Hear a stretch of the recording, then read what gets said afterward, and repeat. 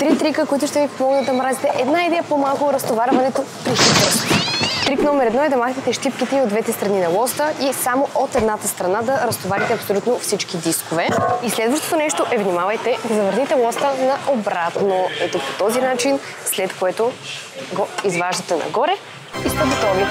Почти, само дисковете остават. Да, все пак кошината е неизбежна, но поне ви спестих малко време. Вторият трик е да изпълнявате хип тръста на Смит машина или за да сме максимално точни, Казглот бридж, което е нещо като умален хип тръст, но отново е чудесно упражнение. На Смит машина разтоварването и натоварването на тежестта е в пъти по-лесно. И трик номер 3 е да изпълнявате хип тръст с дъмбел на един крак, като просто имайте предвид, че ще ви трябва доста по-лека тежест. Също така е чудесно да включваме от време на време унилатерални упражнения, т.е. на един крайник. Друга чудесна опция може да бъде да използвате готова хип тръст машина, ако във фитнеса ви има такава. Надявам се, че някои от тези съвети са ви били поне мъничко полезни и ако е така, ще се радвам да харесате видеото. Ако искате най-накрая да влезете в най-добрата си форма без йо-йо ефект, може да ми пишете shape up на лично съобщение и ще ви обясня как мога да ви бъда полезна. Благодаря ви много и до скоро!